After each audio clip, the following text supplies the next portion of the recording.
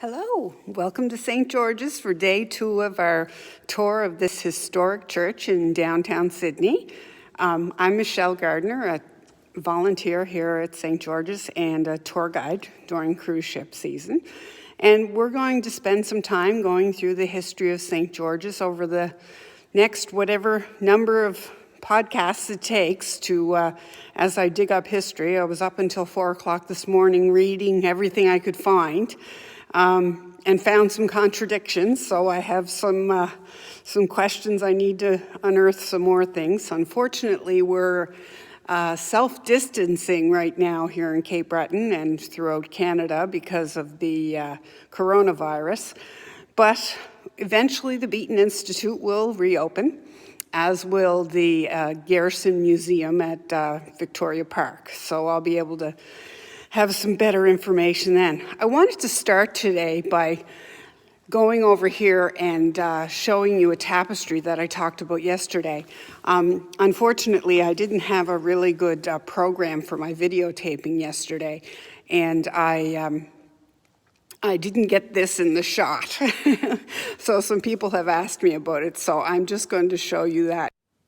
So this is the tapestry I was referring to, and it was made by a lady in the parish, or a few ladies, but it seems to me there was one lady in particular, I don't know her name, and it was made at the 200th anniversary of St. George's, where it says 1785 to 1985, and it has a picture of St. George, and you can see him in all his splendor and with the dragon underfoot. Today is St. Patrick's Day, so I was thinking how there's some interesting parallelisms between St. Patrick and St. George. They're both saints that have a lot of folklore behind them. Of course, St. Patrick, who actually isn't considered a full saint in the Church of England, he drove the snakes out of Ireland, is the legend. And St. George, it's believed that he slayed a dragon, and this was in the Middle East. And the only thing he asked for slaying the dragon from the king, who he slayed the dragon for, was that all of the people in his kingdom be baptized in the name of Jesus Christ. So that's a little bit of information about St. George. And there's a couple of pictures of him here in St. George's. This one here is, of course, from 1985, and we have one by the back door that was put in actually quite recently.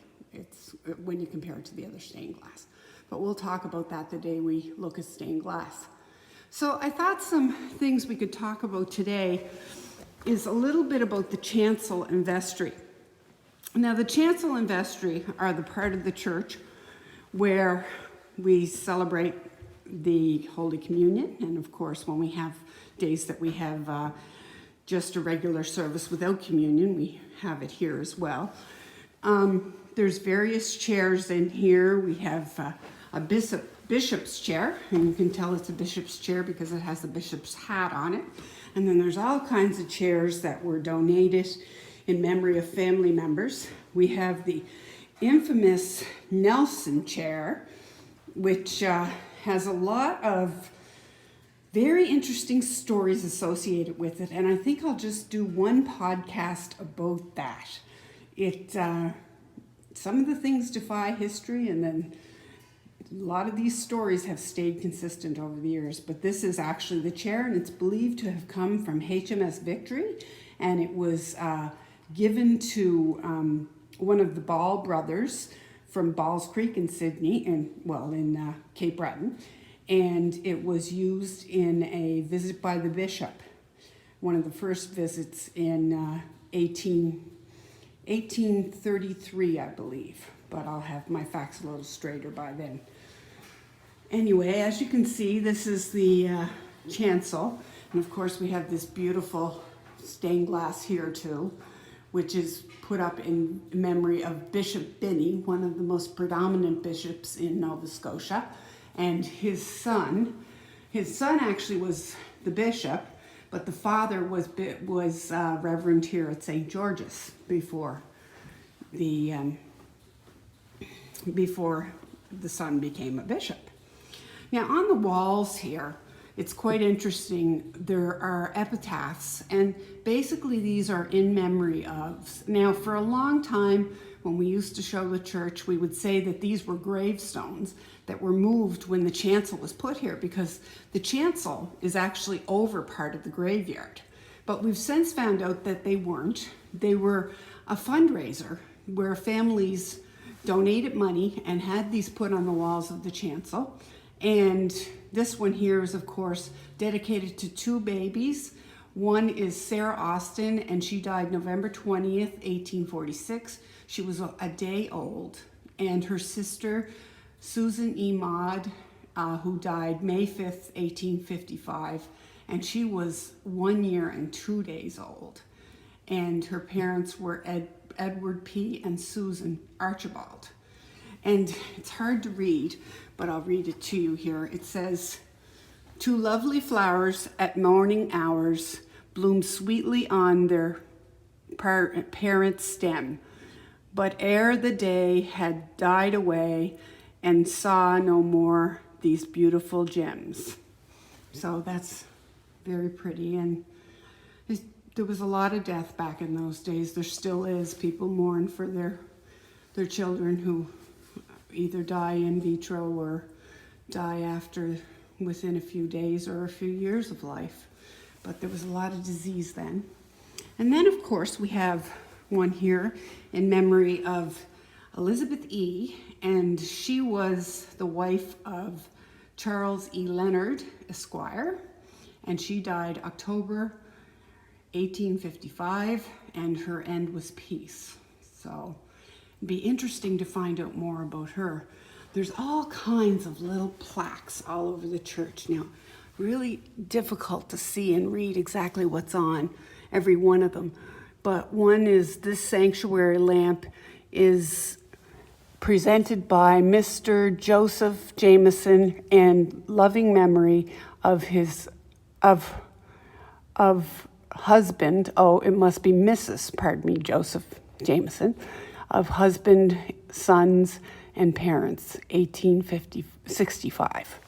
So a lot of this happened all around 1856 or 1868 was when I can have most of the information that the chancel was built at that point. There was a lot of construction in St. George's at that time, and we will explore the whole history of the architecture of the building. I actually found out last night that St. George's wasn't the original church here. There was a small wooden structure with a school that was first built on the site in 1784. And when Reverend Cossett, the first reverend of the church, arrived, it had blown down, and he was told he was coming to a fully intact church. So it was a learning experience for him. But this is another in memory of that's on the walls here. And actually, this is a Reverend W.M.Y. Porter. And he wasn't a pastor or a reverend here at St. George's. I found no memory of him, and I haven't been able to find any information about him.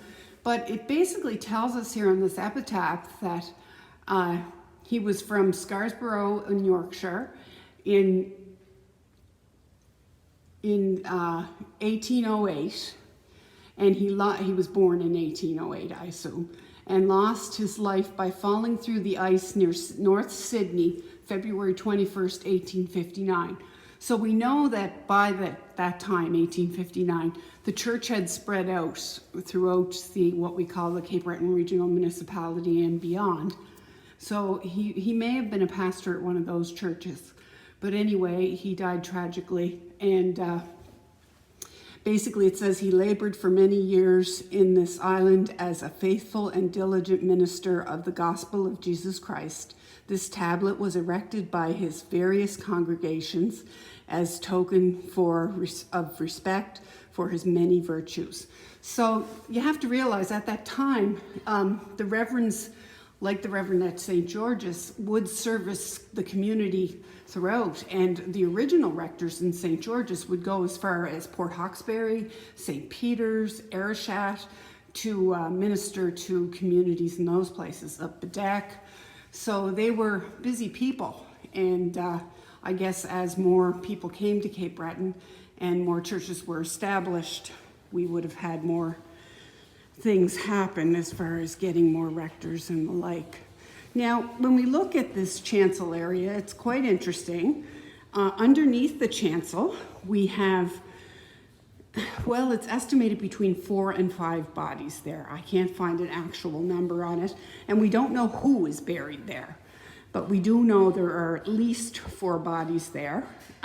Reverend Mel Finley, who was reverend here between 1977 and 1994, he told me when he first started digging around the basement, he actually was the reverend who dug the basement out from under St. George's, that he found a leg bone when he put his arm through underneath the chancel here.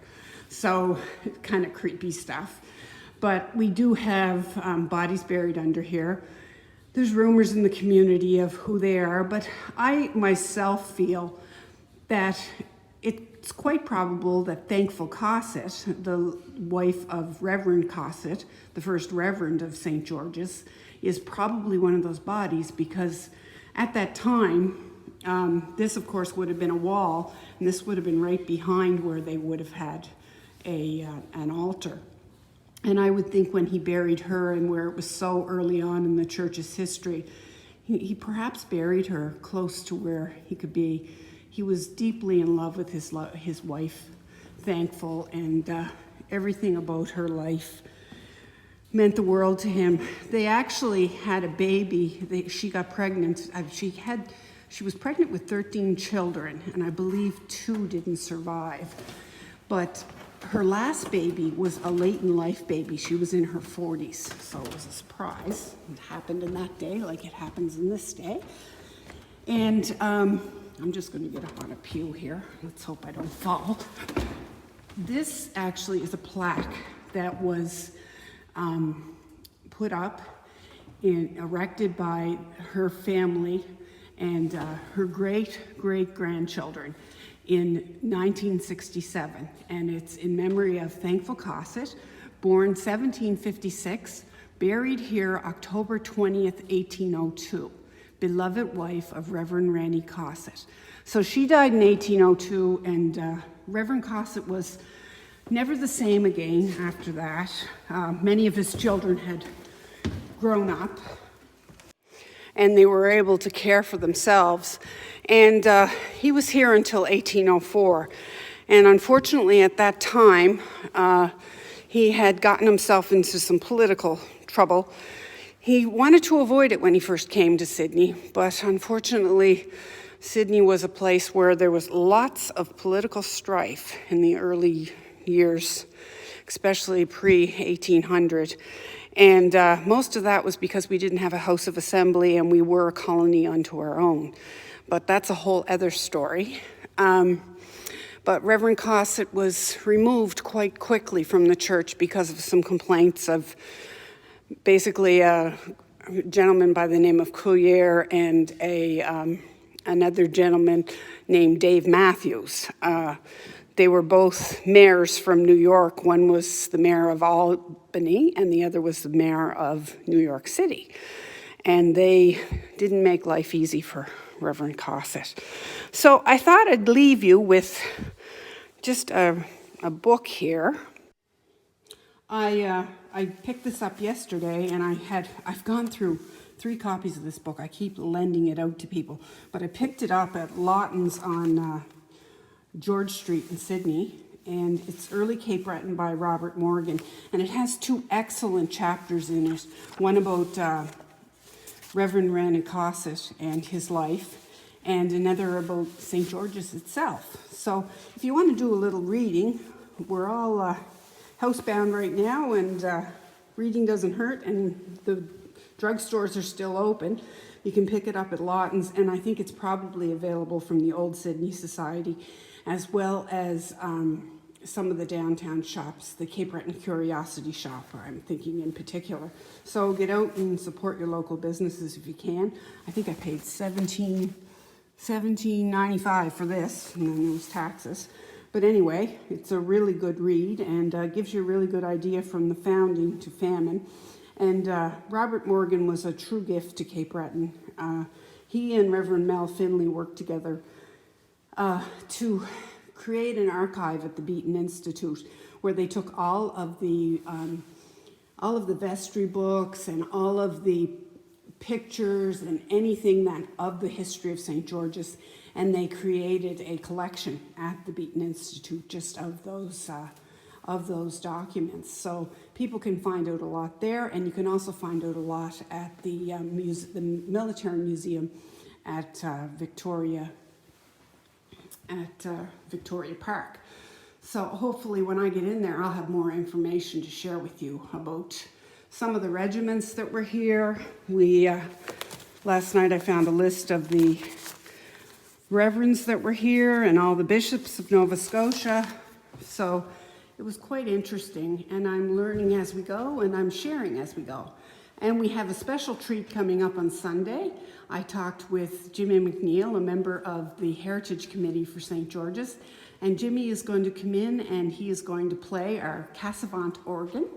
And he's also going to tell us a little bit about why this is such an important organ. And actually, we've just had it completely repaired, and it's in excellent working condition. So